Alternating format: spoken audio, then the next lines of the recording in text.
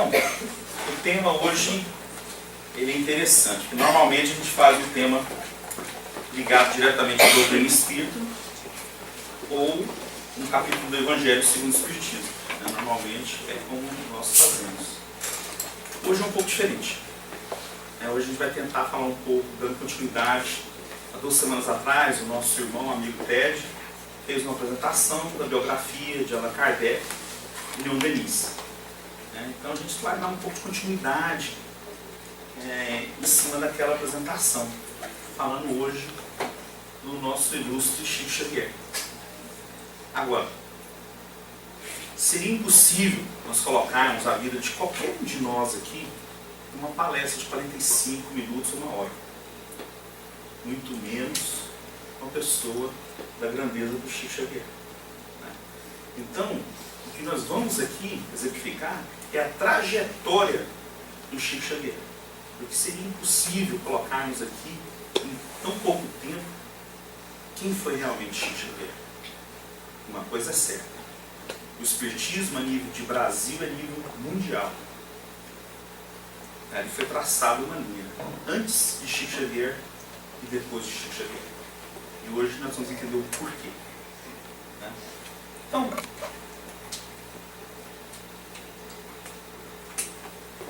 na noite de hoje vamos falar primeiramente sobre a pessoa que veio antes de Chico para preparar esse caminho para ele. Aqui o denominamos como arquiteto. A infância de Chico, o encontro dele com Emmanuel, o mensageiro, que seria o Chico Xavier, que ele falava que ele era o carteiro do além. Ele mesmo se colocava se chamava assim, porque ele falava claramente que o conteúdo da informação não era dele. Ele simplesmente entregava a mensagem para o próximo. De conclusão, o arquiteto. Se a gente parar para pensar, toda grande pessoa que passou pela Terra sempre teve pessoas que vieram antes preparar o caminho para essas pessoas.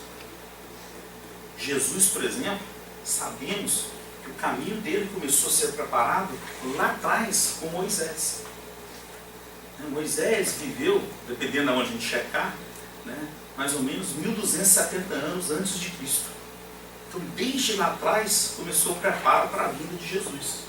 Depois de Moisés vieram os profetas, tivemos Sócrates, Platão, que nos trouxe a ideia do espiritualismo,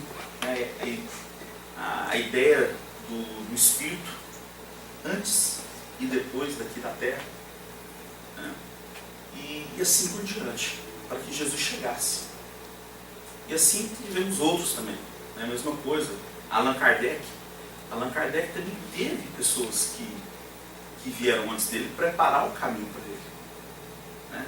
Nós tivemos Franz Mesmer, nós tivemos Emanuel Swedenborg, que preparou o caminho para Allan Kardec chegar. Quando ele chegasse, a coisa já estava mais ou menos organizada para impactar melhor. Assim já existe uma programação do mundo espiritual para que isso aconteça. Então, espíritos desse calibre normalmente tem todo um planejamento. E o plano espiritual já se prepara o ambiente para que quando eles aqui cheguem, possam impactar o maior número de pessoas possíveis. Então existe todo um preparo. Então não existe o acaso. Pessoas como o Chico não vêm simplesmente aqui passear. Realmente era um missionário. Mas antes dele, uma pessoa bastante interessante também, que é o Bezerra de Menezes. O Bezerra de Menezes, ele, como aqui colocado, o nome Adolfo Bezerra de Menezes, nasceu no dia 29 de agosto de 1831. De uma família tradicional católica. Ele vem do Ceará. O pai do Bezerra de Menezes, militar e político da região, era um tenente-coronel da Guarda Nacional do Império. Então, uma pessoa muito influente lá no interior do Ceará. Ele morou no interior do Ceará e depois morou em Fortaleza também. Então, teve uma formação católica muito rígida. Porque naquela época, era a religião oficial do Império do Brasil.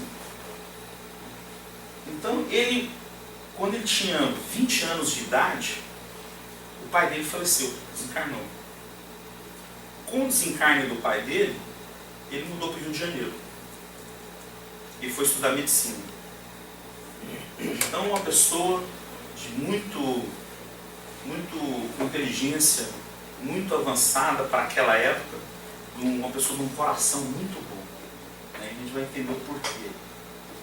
Então, ele formou em medicina em 1856. Ele dedicou 20 anos da carreira dele à política. Isso foi muito importante para o espiritismo. Porque, naquela época, quando o espiritismo estava se firmando ainda, né, que por muito tempo era ilegal no começo. Né? Como a gente falou anteriormente, a religião oficial do Império era o catolicismo. Né? Então, as primeiras reuniões foram um pouco meio obscuras. Né? Pessoas se reuniam em casas, não era publicamente, não tinha muita propaganda falando sobre essas reuniões. Né? Começou assim. Então, uma pessoa como o Bezerra e outros que estavam com ele, que decidiram seguir a doutrina, foi muito bom para a gente. Porque ali ajudou a firmar o espiritismo para o que é hoje. Né? O Bezerra, em 1875, um amigo dele, o Joaquim Carlos Travassos, o presenteou com uma cópia do Livro dos Espíritos. Travassos havia acabado de traduzir. Travassos é uma pessoa que a gente fala um pouco dele, mas é um cara também muito interessante. Ele era um pouco mais novo do que o Bezerra, em torno de 7, 8 anos, mais novo que o Bezerra. De formação médica, também ele era médico. E também era político. Inclusive, quando foi proclamada a República, em 1889, ele se tornou senador. E o Bezerra, antes disso, foi vereador, foi deputado também, depois voltou a ser vereador também pelo Rio de Janeiro. Lembrando que o Rio de Janeiro, naquela época, era a capital do Brasil. Então, tudo acontecia no Rio de Janeiro. O Travassos era muito interessante, porque 2 anos antes, em 1873, eles tinham um grupo de estudo. E é considerado o primeiro centro espírita aberto no Brasil. Ele com outras pessoas. Então, ele, em 1873, começou um grupo de estudo. E como ele era uma pessoa muito estudada, viajada, né, ele eventualmente conseguiu pegar uma cópia do Livro dos Espíritos. Então, nós estamos falando que em 1873, né, o Livro dos Espíritos foi publicado em 1857. Então, tinha pouco tempo. Então, o espiritismo estava ali ainda engatinhando, começando mesmo. Né? Então, essas são aquelas pessoas que realmente pegam no começo do movimento. O interessante desse centro espírita que o Travassos, eles começaram. Esse centro espírita eventualmente foi fechado, durou 3 anos. Ele ficou de 1873 a 76. Eles foram lá e fecharam, porque na época ainda éramos no Império. Né? Mas nesse meio tempo, logo no começo, teve reuniões mediúnicas, e ali foi revelado, naquela época, teve pelo espírito Ismael, e Ismael era e é, até hoje, né, o espírito que é o representante e responsável pelo Brasil, pela nossa terra natal. Né? Então veio dessa reunião. Então você vê a influência do Travassos sobre o Bezerra. O Bezerra o admirava muito porque eles eram muito parecidos. Né? Ele era médico também, era político, muito envolvido na política, de família muito tradicional do Rio de Janeiro, era do Rio de Janeiro. Então, pessoa muito influente lá na sociedade carioca. Então, isso também foi muito importante para o desenvolvimento do espiritismo. Né? Então, ele foi uma das pessoas, ele foi o primeiro a traduzir o Livro dos Espíritos na língua original, do francês para o português. Ele falava francês muito bem. Então, em 1875, ele encontrou com Bezerra de Menezes, no centro do Rio de Janeiro. E ali presenteou ele com a cópia do livro que ele tinha acabado de traduzir. explicou para ele, falou, ó, isso aqui é uma doutrina filosófica da qual eu me identifico muito. E o Bezerra, ok, né, não deu muita, né, gostou, porque sabia que eu conhecia bem um amigo, sabia quem ele era, né, falou que logicamente o Travassos não vai estar envolvido com alguma coisa que não faça muito sentido. E ele saiu do centro da cidade para ir para casa, morava na Tijuca. Na época, do centro da cidade para Tijuca demorava 1 hora de bonde. Né? Hoje é capaz de demorar ainda 1 hora por causa do trânsito. Mais, né? Então, mas antigamente era por causa que o tempo demorava mesmo. E ali no bonde, ele pegou e resolveu começar a folhear o livro. E ele se identificou muito com o livro. Né? Então ele começou a ler, então foi quando ele, Bezerra de Menezes fez a primeira vez exposto à doutrina espírita. Então, isso em 75. Ele começou a estudar mais. 7 anos depois, ele estava sofrendo de uma gastrite muito forte. E ele, imagina, ele médico, tentando se curar e não conseguia curar. E foi visitar, através de um amigo que recomendou, um médium de cura. E esse médium o curou. Então, ali para ele, aquilo fechou o círculo do negócio. Ele realmente entendeu que existia toda essa influência do mundo espiritual sobre o mundo corporal. E era uma influência inteligente. Não era simplesmente as pessoas que estavam fantasiando as coisas. E ele, como uma pessoa muito lógica que ele era, uma pessoa muito inteligente, ele fez sentido para ele. E ele abraçou a doutrina. Tanto que ele um dia, numa reunião política, na frente de várias pessoas, coloca-se aqui o número variável entre 1.500 a 2.000 pessoas, e ele se declarou em público que era espírita. Muito importante isso. Nós estamos falando de 1886, final do Império. Né? O Brasil se proclamaria independente, o Império da República seria em 1889. Então já o Império já estava finalmente ali. Então ele fazer isso pela grandeza de quem ele era, com outras pessoas como Travassos também, entre outros, isso foi muito importante para o espiritismo se firmar no Brasil. Ficou conhecido como o médico dos pobres, fez caridade, uma de suas maiores bandeiras. O Bezerra, no começo, antes de se envolver com o espiritismo, ele era uma pessoa que vivia numa família muito boa, família tradicional, um médico, tinha um emprego muito bom. Ele tinha sociedade, algumas empresas na área da ferrovia no Rio de Janeiro. Então era um homem como qualquer outro, um homem de negócio, uma pessoa bem-sucedida. E depois que ele entendeu realmente a mensagem de Jesus, aquela de ajudar o próximo, ele começou a focar mais nisso. A um ponto que ele já não cobrava mais pelas consultas médicas. Chegou num ponto que ele desencarnou, morreu pobre.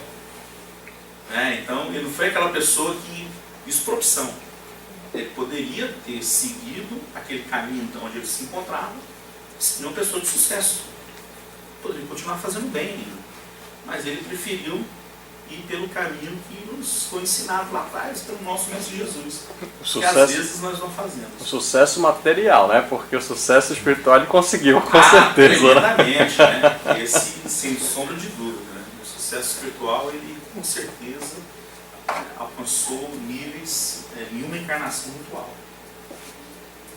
Ele foi presidente da FEB logo no começo da proclamação da República. Isso foi muito importante. Por quê? Quando a gente falou quem ele era, o lado político dele, a influência, ele fez uma petição para o governo para formalizar o espiritismo também como uma religião aceita na República. E foi aceito. Então isso foi muito importante, isso, porque aí a gente saiu da marginalização, daquelas reuniões escondidas, para poder publicamente falar. E com isso, ele ajudou muito a abrir muitos centros espíritas no Brasil. Fundou vários centros espíritas. E ele também foi muito importante ser o presidente da FEB, porque naquela época o espiritismo tinha 2 segmentos. estava um pouco dividido.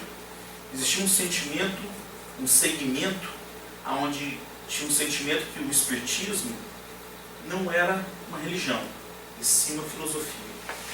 E um outro, onde era uma filosofia e também uma religião, como já tinha sido ensinado por Allan Kardec. Né? O tríplice aspecto da doutrina espírita, né? Ciência, filosofia e religião, do qual ele aceitava esse também. Ele era a favor de que o espiritismo também era uma religião também. Então foi muito importante ele ser o presidente, porque ele era uma pessoa muito benquista por todo mundo e conseguia manobrar e navegar dentro dos dois grupos.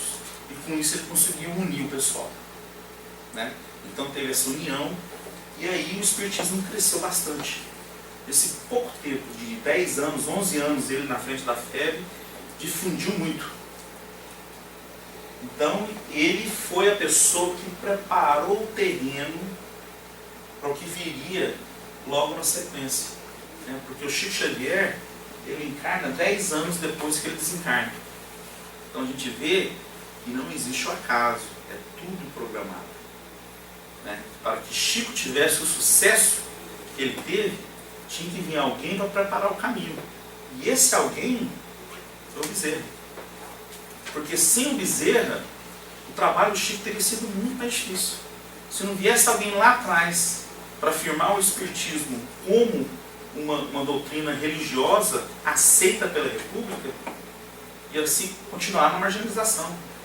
Né? Alguém para abrir novos centros espíritas, para ter a ideia de que a FEB, o que era? De organização.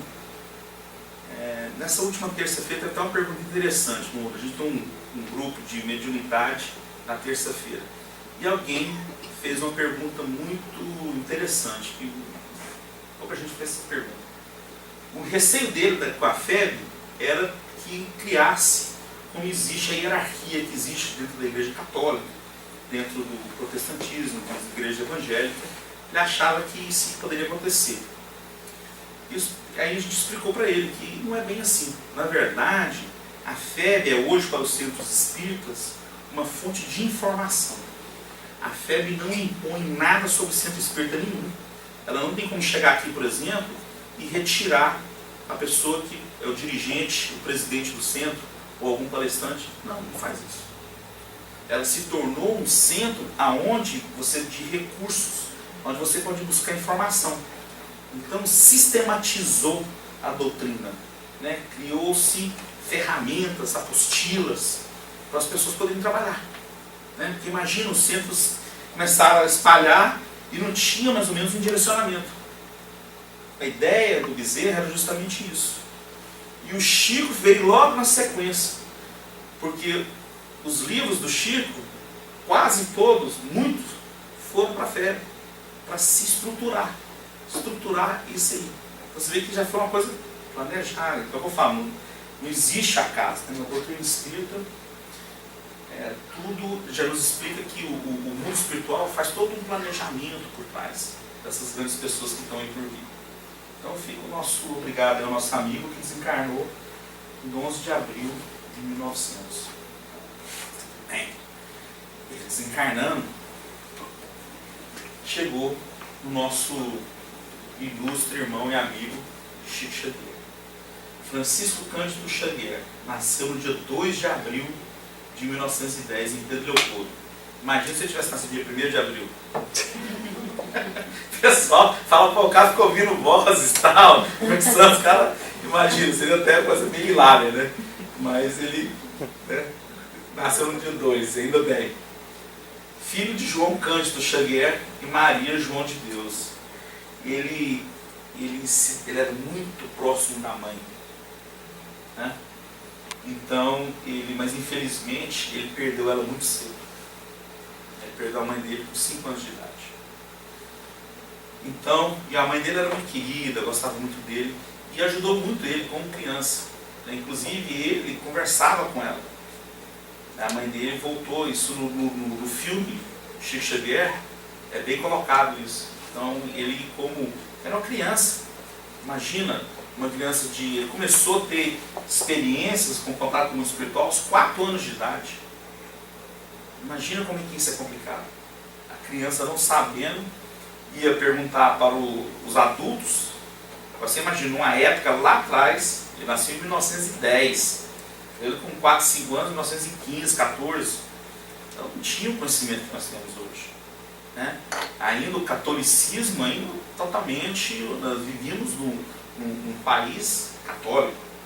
Até hoje é a religião mais predominante do Brasil. Né? Então imagina naquela época, só existia o catolicismo, não existia outra religião. Então ele veio de uma educação de fé católica muito grande. Agora o que é interessante é o seguinte, como ele era muito religioso, ele ia na igreja sempre. E ele se tornou muito amigo do padre, de Leopoldo, que no final entendia ele. Ele ia, conversava com o padre, falava para o padre que ele ouvia as vozes. E o padre falava, mas não é possível, isso tem que ser coisa do demônio. Mas, portanto, ele insistiu, o padre, com o tempo, viu que realmente ele era uma pessoa pura, de coração puro, uma pessoa do bem. E o padre, na verdade, se tornou um grande amigo dele. Né? Então, no final, aceitou o Chico por quem ele era. Né? Não existia palavra ainda, estava começando, o pessoal já tinha a ideia de que era ser um médium. A palavra médium já existia. Né? Mas era uma coisa que era muito nova, estava engatinhando ainda. Então, muito interessante que ele tinha uma fé tremenda e o padre não sabia o que fazer com ele. Porque gostava muito dele também, mas ao mesmo tempo não podia dar muita corda para ele, porque né, ele tinha uma paróquia muito pequena, cidade do interior, pequenininho, no interior de Minas Gerais. Né? Então a gente tinha que tomar um pouco de cuidado com ele. Então, aos 5 anos de idade, a mãe dele desencarnou. E ele foi morar com a tia dele, a dona Ritinha. Agora a tia dele era meio complicada, porque ela não aceitava a mediunidade dele. E ela batia nele. Então, ele tinha um primo, que era o filho da dona Ritinha, eles não se davam bem, não gostavam muito dele, e ele morou com eles durante 2 anos. E ali foi complicado para ele. Foi um momento difícil da vida do Chico, porque ele não via a tia como a mãe, como uma pessoa que queria ajudá-lo, pelo contrário, tinha medo dela. Né? E infelizmente ela abusava um pouco dele. Então ela falava isso, esse moleque tem um diabo no corpo, porque ela não acreditava nas coisas que eu falava. Inclusive no filme tem uma cena interessante, que eles estão jantando, e aí uma vizinha tinha falecido, morreu no parto, fazendo um parto, desencarnou. E aí ela pega e começa a falar da vizinha, né? Não muito bem, e ele pega e fala o que ocorreu. Aí o marido, o tio dele, o marido da dona Ritinha, fala, o que é isso, menino? Aí ele explicou, não, mas como você sabe disso? Ele fala, não, foi o cara aqui que me falou. E ela dá um tapa na boca dele, né, falando que isso é coisa do demônio. Né? E realmente, mas ele na inocência, porque para começar, uma criança de 5, 6, 7 anos, não sabe ainda filtrar, né, não sabe ainda deixar de pouquinho, não falar, deixar de falar certas coisas. Então ele falava. Inclusive isso trouxe muito problema para ele na escola, porque os amiguinhos da escola, da sala de aula, tinham ele assim meio como diferente. Né? Porque ele ouvia vozes, né? Então tinha ele como uma pessoa mais complicada. Em 1917, 2 anos depois, o pai dele casou novamente. E a madrasta dele, a dona Cidália, era uma pessoa muito boa.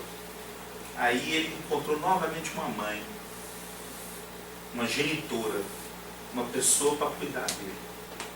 Então, uma alma boa, caridosa, o recolheu carinhosamente a ele e todos os seus irmãos, que estavam espalhados. Tinha um pouquinho. Vocês estão vendo aí? 9 filhos, mais 6 tiveram lá. A família era pequena. Mas isso naquela época era muito comum, nós todos sabemos disso. Né? Então, nossos avós, bisavós no Brasil, a gente tem relatos de que eram assim. Né? As famílias tinham 15 irmãos, né? Isso era muito comum na época. pessoal vivia em propriedades rurais. Então naquela época, você precisava de quê? Mão de obra. Então, filho era mão de obra. Grátis, né? Então, era muito comum. Então, para ele, a mãe dele foi muito importante. Então, ela, eventualmente, ela desencarnou quando ele já estava com 21 anos. Então, quando ela desencarnou, então para ele não foi um impacto tão grande que ele já era um homem, né? Mas essa foi a segunda mãe dele. Uma pessoa muito do bem, e ela acreditava nele. Então ele chegava e falava as coisas para ela, ela ouvia e acreditava. Então tratou ele como uma pessoa normal, não tratava ele como uma pessoa diferente, né? Dava o mesmo amor para ele. Aos 17 anos, em 1927, começou a colocar no papel mensagens espirituais.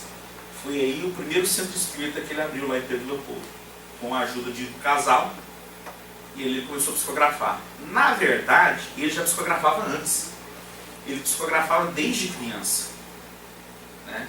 Então, existem relatos aonde ele, na escola, né, ele, inclusive no filme tem um relato interessante que a professora leu uma redação que ele fez, né, uma redação muito bonita e tal, né? E aí uma das crianças lá, os amiguinhos, né? Criança não segura, né? Criança fala mesmo. Falou, não, deve ter sido um desses espíritos aí que falou pra ele, chutou pra ele. Ele falou, foi mesmo. Né? E ele falou, foi mesmo. Né? E a professora, que isso, menino? Isso não é possível, isso não existe. Ele falou, não, professora, foi mesmo. Ele assumiu, não, foi mesmo. Ela, mas não é possível. Aí uma criança, olha a ideia. Não, por que não pede então para ele escrever uma aí, ver se ele consegue escrever mesmo? Aí ele, professor, ele está aqui, ó, ele está aqui. Ele está aqui comigo. Aí ela pegou e deu um giz para ele foi no quadro negro e ali escreveu um poema. E a professora ficou ali maravilhada com aquilo, porque uma criança daquela idade não tinha inteligência cognitiva para escrever um poema daquele, né? Então ele pouco a pouco foi convencendo as pessoas. E ele cresceu desse jeito. Essa que é a realidade. O Chico cresceu numa situação e ele não se importava com aquilo. Ele conseguiu lidar com aquela situação. Que ele era uma pessoa diferente, né? Alguns tinham como louco, o pessoal falava, eu via passando, o cara fazia assim para ele, assim e tal, que ele era uma pessoa diferenciada, né? Porque eu não entendia. Então o Chico, essa passagem do Chico foi muito importante para a gente. Essa história que ele nos deixou, o legado dele, inclusive da infância, foi muito importante, que hoje explica o que muitas pessoas passam hoje. Então hoje a gente, com conhecimento do que é mediunidade, a gente sabe que muita gente que se encontra hoje em sanatórios, tido como doidos, na verdade não são, porque escutam vozes. Não, são médicos. Claro, se não tiver o auxílio, uma pessoa tiver o estudo para poder canalizar essa mediunidade e sendo tratado como doido, eventualmente, se for internado, eventualmente a pessoa pensa que é doido mesmo, né? Em 1931, aos 21 anos de idade, ele conhece o mentor dele, que é o Emmanuel. Apareceu para ele e entregou para ele uma missão de escrever livros e divulgar o espiritismo. Isso é uma passagem interessante, né? Que quando ele conheceu o Emmanuel, ele reconheceu a voz do Emmanuel. Porque quando ele lá atrás, quando tinha 17 anos, naquele primeiro centro espírita, a primeira carta que ele psicografou foi uma carta da mãe dele. Então, a mãe dele mandando uma carta para ele. E foi ditada pelo Emmanuel. Então, quando ele encontrou com o Emmanuel depois, ele reconheceu a voz. Perguntou para ele, foi você que me ditou a carta? Ele falou, foi. E ali começou uma parceria que ia durar décadas e décadas, né? A primeira coisa que ele falou, a missão deles era, primeiramente, escrever 30 livros. E o Chico, dos mais animados, 30 livros? Ah, que legal, né? Algumas pessoas falam, nossa, mas 30 livros? Não, ele estava, porque ele sentia a necessidade, ele precisava escrever, ele sabia que ele tinha uma missão com isso. Então, ele falou assim, estou pronto. Ele falou, não, mas é o seguinte, para a gente começar, você vai precisar de fazer 3 coisas. Qual que é? Então, primeiramente você vai ter que ter disciplina. Aí, disciplina? Tá, não, tudo bem, tá certo, você tem que ter disciplina. E a segunda? Disciplina. E a terceira? Disciplina. Por quê? Ali já demonstra o que às vezes, o que a gente tem necessidade de ter. Todos nós, se tivéssemos mais disciplinas no que a gente sabe que é o melhor para a gente, seríamos seres melhores. Porque às vezes a gente toma decisões erradas, mesmo sabendo que está errado. Falta o quê? A disciplina. Né? Então, o Emmanuel, já sabendo disso, já colocou isso no Chico. Você vai ter que ter disciplina. E ele teve uma vida totalmente dedicada ao espiritismo. Chico não casou. Chico não teve uma outra vida a não ser escrever livro. Ele trabalhava de dia, né? Ele tinha os dias de reuniões no centro, né? Das reuniões do centro dele, tinha um dia de estudo e tinha os dias onde ele escrevia, psicografava cartas. E aí depois, nas horas vagas, depois de estudo ali, ele ia psicografar e escrever livro. Então você vê que ele tinha tempo. Era uma pessoa totalmente dedicada 100% ao espiritismo, né? Um missionário. Então Emmanuel teria sido um senador do Império Romano, né? O Publio Neturius, onde no qual teria até conhecido Jesus Cristo em uma das suas encarnações. Por isso que ele mantém essa era a fisionomia dele quando ele era romano. Inclusive, tem depois se tiver a oportunidade, uma vez até a Constância trouxe aqui essa carta, aonde o Publio Neturius, o Emmanuel, na época, quando ele era senador romano, ele descreve Jesus. É uma carta maravilhosa, aonde ele descreve a fisionomia de Jesus. Então, quando vocês tiverem a oportunidade, vai no nosso amigo lá, o Google, e pergunta a carta de Emmanuel descrevendo Jesus. Vocês viram como é que é essa descrição? É fabulosa. Então, Emmanuel se tornou um mentor espiritual e ditava dezenas de livros ao longo da década seguinte. Mas muito, o relacionamento dos dois era muito pessoal. Tanto é que, no final, o próprio Emmanuel falou para ele: você vai desencarnar e eu vou encarnar. E esse papel vai reverter. Eu vou vir para cá, o mundo material, e você vai me auxiliar do lado de lá. Então tem-se que essa é a história, né? Acha-se que Emmanuel encarnou no Brasil, no interior de São Paulo, em torno do ano 2000. A gente não sabe, não tem como saber com certeza. Mas o Chico desencarnou logo em seguida, né? Em 2012. Então, o mensageiro, né? Como ele falava que ele era o carteiro do além, ao longo de sua vida, Chico Xavier psicografou mais de 450 livros, com mais de 25 milhões de exemplares vendidos, segundo maior em vendas entre autores brasileiros. Ele só perde para Paulo Coelho. Então você imagina mais de 25 milhões de exemplares vendidos. Quando nós estamos falando de dinheiro. E ele vivia com a aposentadoria dele de escriturado do Ministério da Agricultura. Então, a vida muito simples.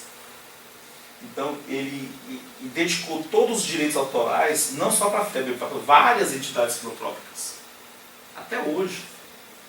Eles recebem os royalties desses livros, né? Então, ali no Brasil, o Chico era uma pessoa muito respeitada por todas as pessoas. Por evangélicos, protestantes, católicos, justamente porque eles sabiam o trabalho filantrópico que ele fazia.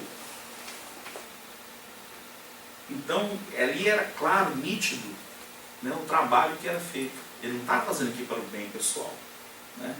Nós temos aqui ainda hoje, né, ainda faz um trabalho semelhante que é o Divaldo Franco. A gente não pode deixar de mencionar.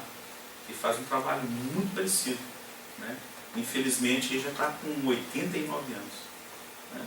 Então, mas a gente sabe que sempre tem a continuidade. Né? A gente vê pessoas novas no Brasil começando, né? O Haroldo Dutra, entre outros. Então a gente sempre vê que sempre vai dar continuidade.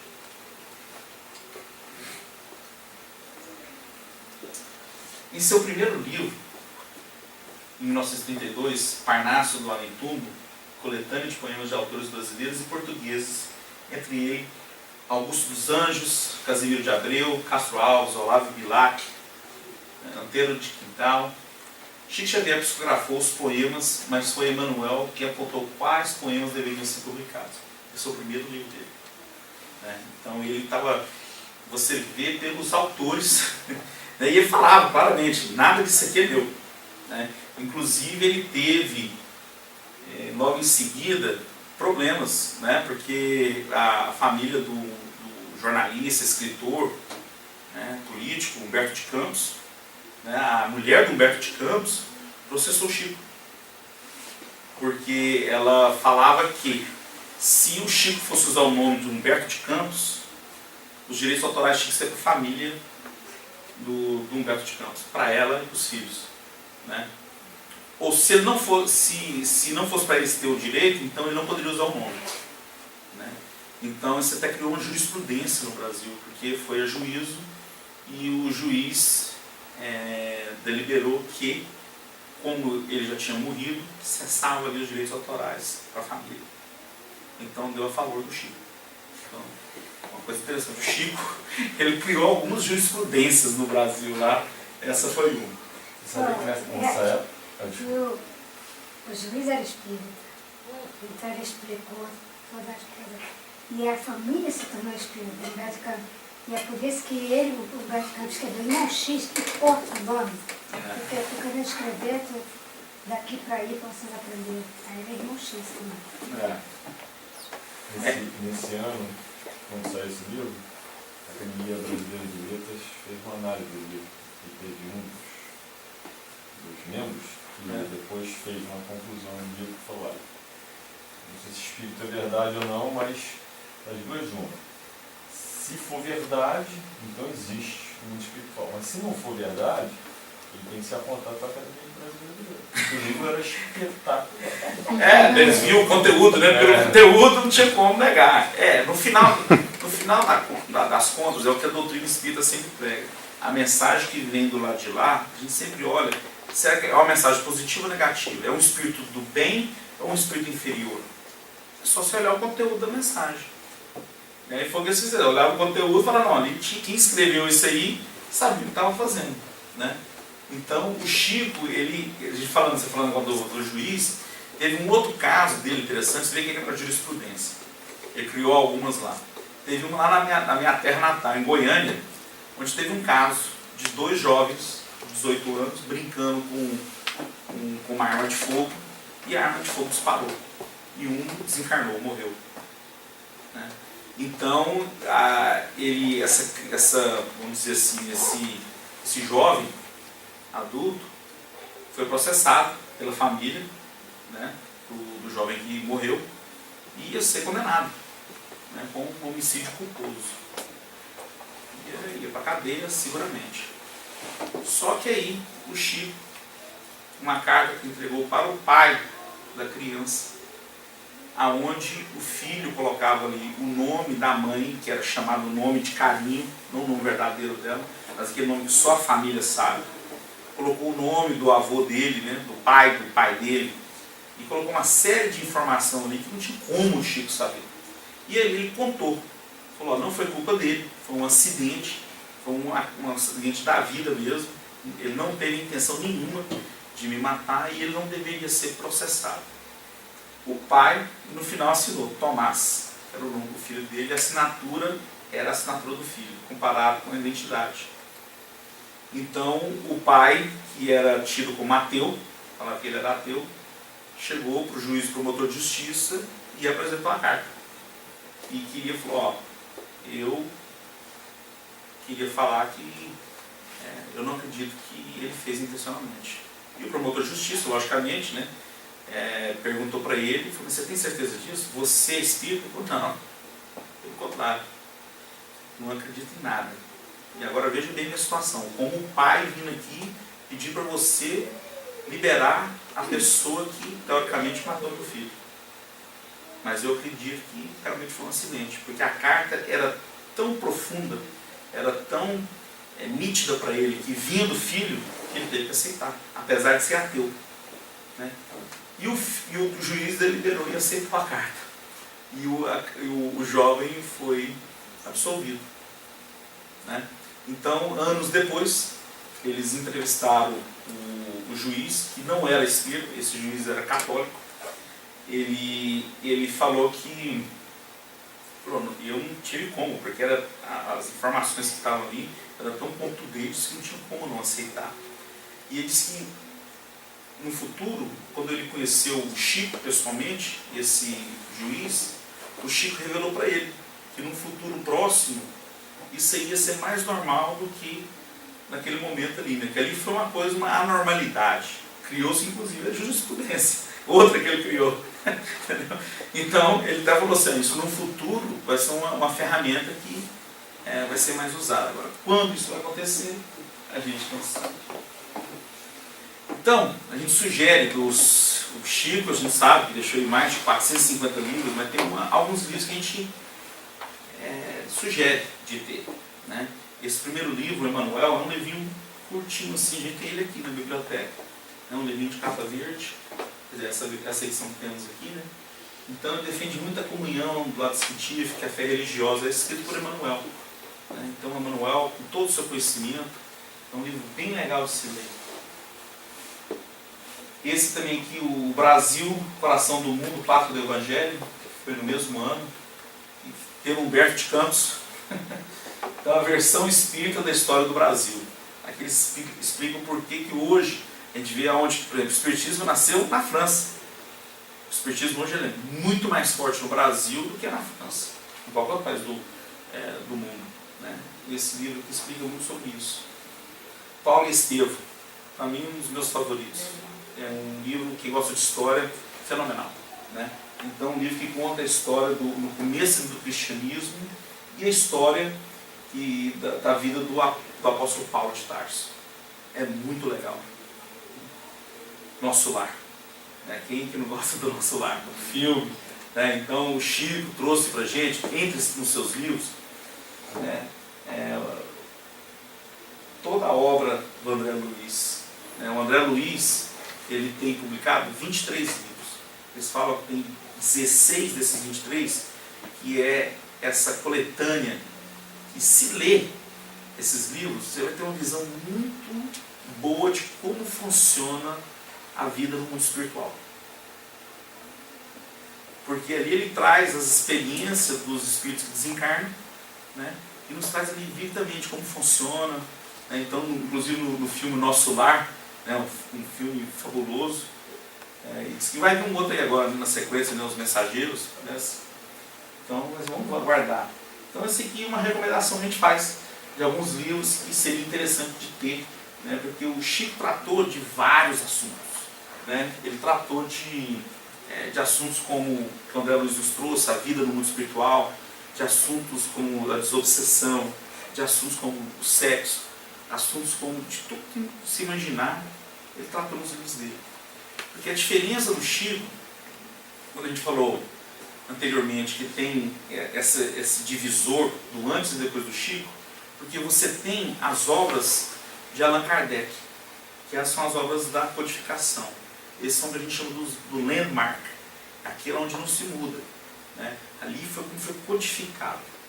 O que o Chico nos traz é colocar aquilo em prática, destrinchar aquilo e exemplificar como é que realmente funcionam os ensinamentos que estão no Livro dos Espíritos. Né? Porque você pega, por exemplo, um livro igual o Livro dos Médiuns, uma pessoa que ainda não tem um conhecimento espírita, pega um Livro dos Médiuns para ler, um livro igual O Céu e o Inferno, a Gênesis. Então, complicado. Então, essas obras que o Chico nos trouxe, elucidam muito mais fácil. É muito mais fácil você ler, por exemplo, as obras de André Luiz e ter uma noção tremenda de como funciona a vida no mundo espiritual e o espiritismo em si, e depois pode até dar continuidade. Agora, se você começar, por exemplo, vamos começar, meu primeiro livro espírita que eu vou ler vai ser a Gênesis, ou vai ser, né, O Céu e o Inferno. Complicado. Não é fácil. Né? Então, mas está tudo ali. Se a pessoa começar realmente com o Livro dos Espíritos, que é o que a gente sempre recomenda, que ele está à base de tudo, né? Então, e ele der continuidade, vai sair com um conhecimento tremendo. Agora, os livros que o Chico nos trouxe, pega todos esses conhecimentos que Allan Kardec nos trouxe e exemplifica, né? Coloca no dia a dia, é mais fácil a gente se identificar. Chico Xavier fundou 3 centros espíritas ao longo de sua vida, né? O primeiro, quando ele tinha 17 anos, em Pedro Leopoldo. Depois ele saiu, ele ia muito para Uberaba, que é próximo, né? Então, ele em 56 fundou um, ele em 59 ele mudou definitivamente para Uberaba, né? E eventualmente em 75 abriu mais um centro espírita. O trabalho dele não era esse, de ficar abrindo centro espírita, como foi feito, por exemplo, com Bezerra lá atrás. O trabalho dele era outro, né? Então, uma coisa que ele fazia muito era, todos os sábados ele percorria os bairros mais pobres oferecendo orientação espiritual e alimentos. Ele recebia muitas doações. Então ele saía todos os sábados ali e ele distribuía isso. Distribuía dinheiro, alimentos. Mais importante, ajuda espiritual. Conversar com alguém, né? Dar o ouvido para alguém que quer falar alguma coisa, né? Então ele era uma pessoa muito branda, muito calma, muito tranquila, um coração muito bom. Até a fala dele é de mineirinho mesmo, bem tranquilinho, né? Cara muito bom. Então, às sextas e aos sábados realizava sessões públicas de mediunidade. Essas reuniões públicas duravam de 12 a 14 horas, às vezes mais. Essas eram aquelas reuniões mediúnicas. Tem uns livros que falam As Cartas de Chico. Não sei se vocês já assistiram. Esse filme, As Cartas de Chico, mostra isso aqui, esse trabalho dele. Então, ele em sessão mediúnica, que as pessoas iam, sentavam ali num ambiente, numa plateia como essa, e ali ele começava a psicografar. E ali a pessoa levantava e lia a carta, né? E aí a pessoa estava lá atrás, era fulano, quem se identificava a carta, né? Então muita gente foi auxiliada dessa maneira. Por quê? É difícil, a gente quando não sabe o que acontece, quando a gente perde um ente querido, não sabendo o que está por vir, como é que funciona, né, as coisas no mundo espiritual, no desencarne, o que acontece. Isso é comum, esse sofrimento. Então, aí o benefício do Chico e da doutrina espírita. Porque a doutrina espírita nos explica exatamente de onde viemos, o que estamos fazendo aqui e para onde vamos. Nos explica exatamente o que está acontecendo com a gente aqui em certas situações. É a única que você consegue realmente entender o porquê uma pessoa nasce em berço de ouro e o outro nasce lá na África, na Ásia, passando fome. É a única que consegue explicar, né? Então, ele fez um trabalho tremendo com isso.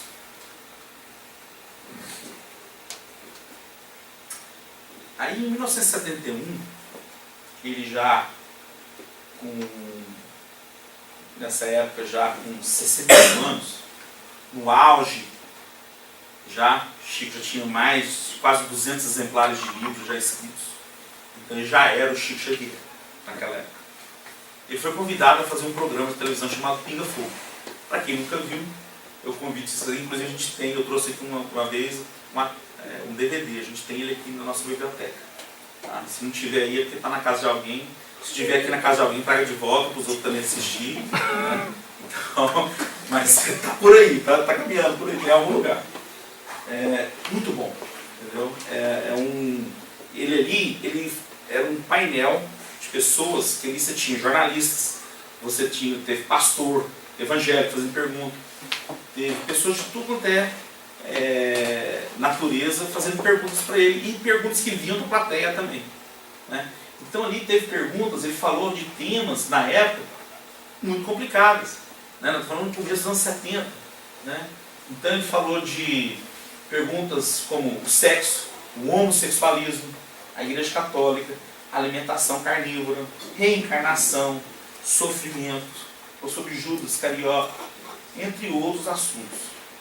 Por maior que tenha sido o empenho dos jornalistas em pegar Chico Xavier em alguma contradição, que tentar, Tentaram, inclusive você vê isso claramente quando você assiste, você vê as perguntas, agora aquelas perguntas que faziam, os fariseus faziam para Jesus. Né? Sempre tinha uma intenção por trás. Né? Então, Chico fez um maior sucesso, isso foi muito bom para a doutrina espírita, porque isso clarificou para muita gente o que era o espiritismo e qual que era a mensagem por trás do espiritismo.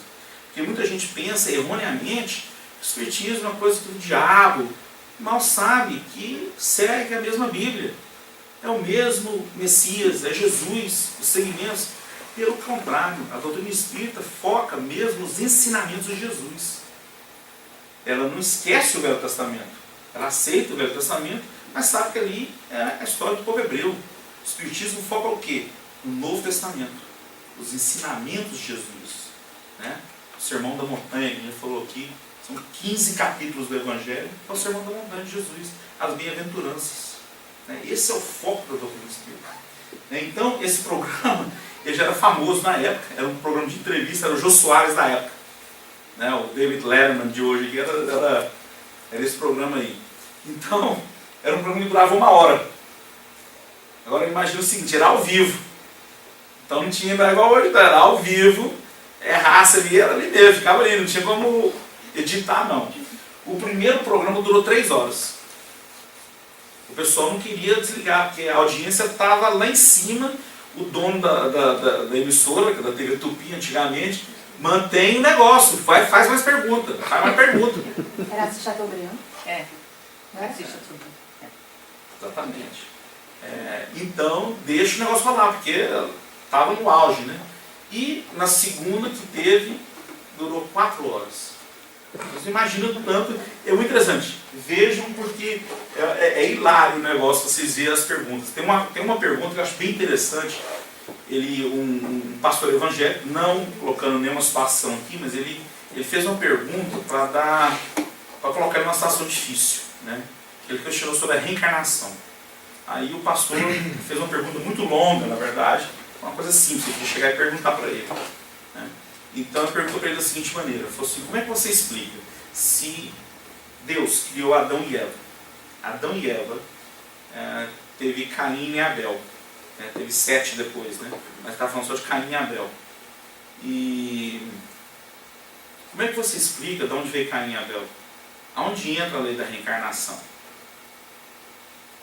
Você estava perguntando se Caim e Abel eram espíritos anteriores, ela está falando que foi criado por Deus, de Adão e Eva, da onde vem a lei da reencarnação?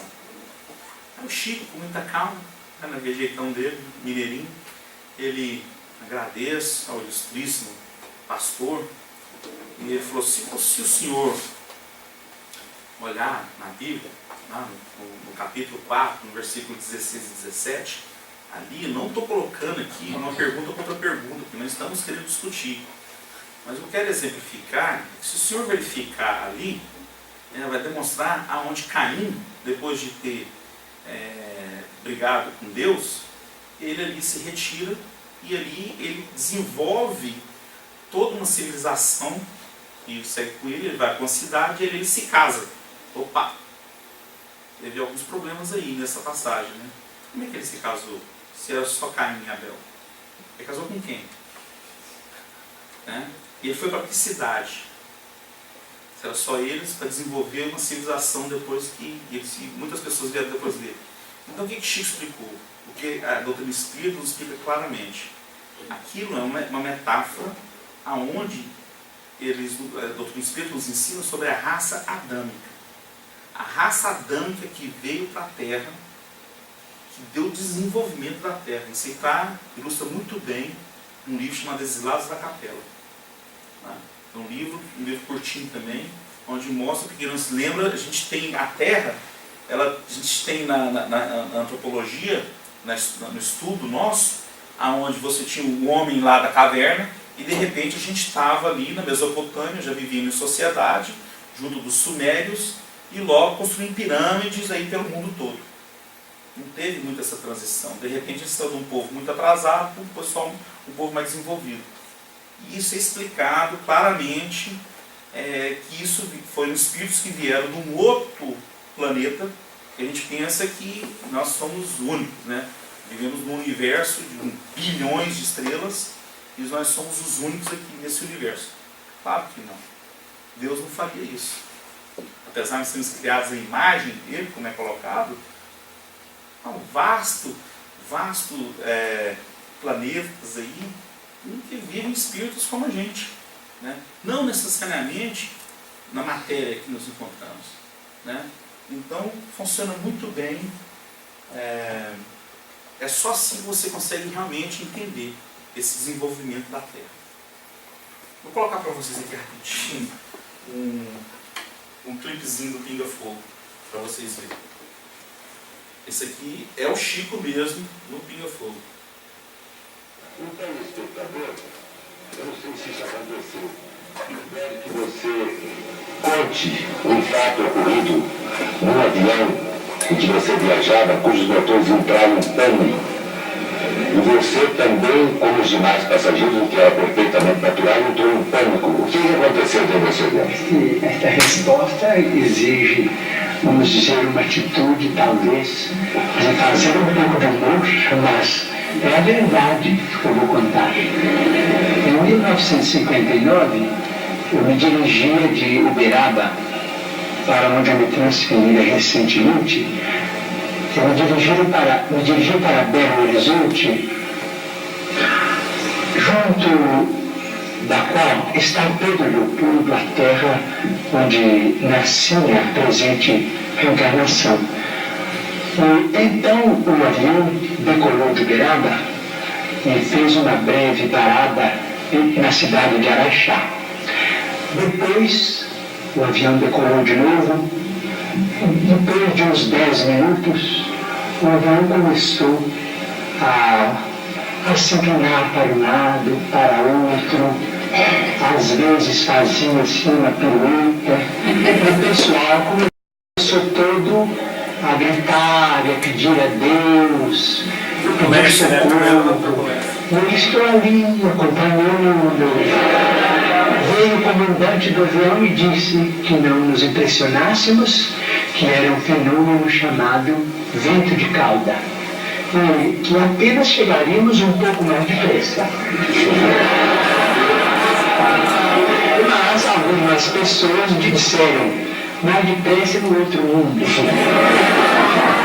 Então comecei também a me impressionar, porque eu não sei qual é o nome técnico da evolução que o aparelho fazia. Uma pessoa entendida em aeronáutica saberá descrever o caso, dizendo os nomes em que o avião roda de cabeça para baixo, e nós íamos, e muita gente começou a vomitar, e a gritar, a apertar o cinto, aqueles amigos começaram a orar, senhores começaram a fazer o terço, com muito respeito, mas quando vi aquela atmosfera, eu comecei a gritar também.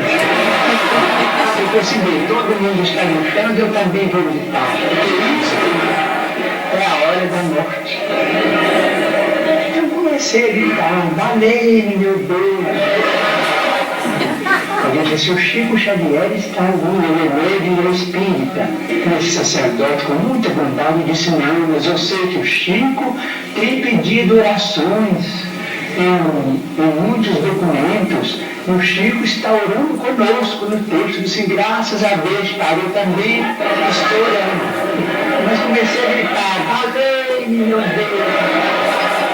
Então aí entra o espírito de Emmanuel. Parece que é uma coisa.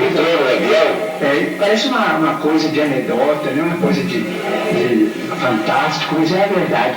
Ele entrou no avião com os pés. Então passou no meio do pessoal, e o pessoal não via como um dos nossos amigos, eu também não está vendo a presença dele aqui. Então ele me disse assim, por que é que você está gritando? Eu escutei o seu pedido, o que há? Porque aquilo já tinha mais ou menos 20 minutos, né? Eu falei assim, bem, o senhor não acha que estamos em perigo de vida? Eu falei assim, estão, e o que há com isso? Não tem muita gente em perigo de vida. Vocês não são privilegiados, né? Eu falei assim, tá bem, se estamos em perigo de vida, eu vou gritar. Eu tirei de gritar e falei, socorro, meu Deus, me socorro. Então, ele me disse, você não acha melhor parar com isso? Dar testemunho da sua fé, da sua confiança na imortalidade. Você, mas e a morte? E nós estamos apavorados diante da morte. Eu falei assim, está bem, então você acha que vai morrer? Eu falei, o senhor não acha que estamos em perigo de vida? Eu disse, estamos. Eu disse, está bem, eu estou com muito medo e estou apavorado. Como todo mundo, eu estou partilhando, eu também sou uma pessoa humana. Eu estou com medo também desta hora de morrer nesse desastre. Eu disse, tá bem, então morra com educação. Cala a boca e morra com educação para não afligir a cabeça dos outros com seus gritos. Morra com fé em Deus. Eu disse, eu quero só saber como é que a gente pode morrer com educação. Então, como é que você morre com educação, né? Eu gosto desse vídeo, sabe por quê? Porque traz o lado humano do Chico. Então, às vezes, a gente pensa, porque um espírito desse calibre, ele encarna aqui na Terra, ele deixa de ser como nós. Não é. Ele é, seguramente, um espírito adiantado, mas também passa pelos perrengues que a gente passa aqui também. Entendeu? Então, isso mostra que ele também é um ser humano como a gente. Né? Então, eu gosto muito desse vídeo. E todo Pinga Fogo, eu recomendo porque ele é muito interessante, traz assuntos muito interessantes. Então, hoje o espiritismo no Brasil. Hoje, segundo o IBGE, eles vão lá bater na sua porta, na sua casa, e te perguntam, uma série de perguntas lá, eles falam, qual que é a sua religião? Então, declarados no Brasil, o espiritismo hoje tem 2,5 milhões. Porém, simpatizantes hoje tem mais de 30 milhões. Por que isso? Porque no Brasil ainda temos aquilo de que no fim de semana o pessoal vai para a missa, né, ou para a igreja. Mas no dia de semana o pessoal vai para o centro espírita. Então todo mundo vai para o centro espírita, receber passe. Então a pessoa é simpatizante ao espiritismo, mas a religião oficial da família ainda é o catolicismo ou o protestantismo. Né? Hoje existe isso muito, graças a isso tudo aqui, gente, é reflexo do Chico Xavier. Tá? Então, com todos os seus 450 livros, mais, né, com isso hoje temos mais de 130 editoras espíritas no Brasil. Mais de 300 títulos são lançados todos os anos. 10 milhões de livros vendidos por ano no Brasil. Esses números são superiores, esses dados aqui estão já um pouco antigos. São 25 países onde existe a Federação de Associações Espíritas representados no Conselho Espírita Internacional, incluindo aqui nos Estados Unidos. Temos também essa federação. E 7 países que não têm federação, apenas grupos espíritas independentes. Então, vocês veem que, como a gente falou anteriormente, né, a gente tem o espiritismo antes do Chico e depois. Você vê a influência dele tremenda. Livros, então, nem se falam. Né? E as pessoas viram, as editoras viram que tem aí um grande mercado. E é a maneira de evangelizar as pessoas através dos livros. Em 1981, Chico Xavier concorreu ao Prêmio Nobel. Foi coletado mais de 10 milhões de assinaturas. Então lembra, tem 2,5 milhões de espíritas no Brasil, coletaram mais de 10 milhões de assinaturas. Né? Para colocá-lo na disputa. E ele entrou na disputa. Infelizmente ele não ganhou. Né? Foi dado na época para as Nações Unidas. Um grupo que estavam cuidando de refugiados. Até bom que também foi para uma causa nobre que precisava do dinheiro. Né? Porque o Prêmio Nobel, não sei se vocês sabem, você ganha também uma premiação financeira com ela também. Né? Hoje era $1 milhão, né? Não sei quanto é que é hoje. Então, nessa época do Chico, quando ele teve aquele negócio do incidente do avião, ele depois conversando com o Emmanuel já tinha falado para ele que ele não iria desencarnar até que o Brasil estivesse comemorando, estivesse em festa. Então, ele achava que isso ia demorar muito tempo, né? Que o Brasil todo comemorou o quê? Então, no dia 30 de junho de 2002, mais ou menos 8 horas depois do Brasil se tornar pentacampeão mundial de futebol no Japão, o Chico desencarnou. Então, ali foi a profecia do nosso amigo Emmanuel, foi feita. Né? que o país todo em comemoração, né, porque o Brasil tinha sido pentacampeão mundial, e ele desencarnou. Então, no seu velório, que durou mais ou menos 48 horas, então mais ou menos mais de 120 mil pessoas foram para o enterro dele, em Uberaba. Então, assim, uma pessoa que era muito querida no Brasil, muito respeitada por todos, mesmo aqueles que não eram espíritos, porque sabia que o Chico é uma pessoa do bem, porque o bem, ele independe de religião. Não existe dois diferentes tipos de bem. Quando a pessoa faz o bem, ela independe se ela é católica, se ela é protestante, se ela é budista, não faz. Para concluir, a gente traz duas frases que o nosso amigo falava, entre inúmeras, né? Ele coloca da seguinte maneira: nenhuma atividade no bem é insignificante. As mais altas árvores são oriundas de minúsculas sementes. Aqui ele nos coloca para nós buscarmos praticar o bem, porque nós somos criaturas de hábitos. Então, as mais altas sequoias que a gente conhece, que são árvores gigantescas, eles nasceram numa mudinha, uma sementinha pequenininha. Mas com o passar do tempo, né, se tornaram grandes árvores. O ser humano é a mesma coisa. A gente tem que começar a fazer o bem em pequenas coisas na nossa vida, principalmente as pessoas próximas da gente. Nós nunca encarnamos numa família por acaso. Nós nunca encarnamos num país por acaso. Então devemos nos reconciliar com aqueles do qual temos algum desentendimento o mais breve possível. Inclusive assim já falaram Jesus: vai te reconciliar e se reconcilie com aquele que a qual você tem problema, né? O mais rápido possível. Então ele nos convida a isso. Uma outra que eu gosto muito, inclusive essa frase é a frase do começo do filme dele, do Chico Xavier. Ele fala a seguinte coisa: embora ninguém possa voltar atrás e fazer um novo começo, qualquer um pode começar agora e fazer um novo fim. Esse aí é um dos lemas da doutrina espírita. Nós não podemos mudar o passado, porque já aconteceu. Porém, temos a chave para nossas vidas futuras, de acordo com o que fazemos hoje. Então, a doutrina espírita nada mais é e faz do que convidar a gente a fazer esse trabalho hoje. Buscar a reforma íntima hoje, o agora. Porque a gente não sabe se vai ter o amanhã. Porque a gente não sabe quanto tempo a gente tem aqui. Então devemos buscar essa melhora o mais rápido possível. E é pouco a pouco. A doutrina espírita nos prega isso claramente. Não temos expectativa, e o mundo espiritual não tem essa expectativa também. Jesus, muito menos, a gente acordar amanhã e alguns aqui vão ser Madre Teresa, outros vão ser Chico Xavier, outros vão ser, né, Gandhi, Buda. Não é isso, gente. É pouco a pouco mesmo. Pouco a pouco nós vamos buscando esse auto-melhoramento, vamos melhorando, e aí a gente vai elevando o nível espiritual do planeta e o nosso ao mesmo tempo.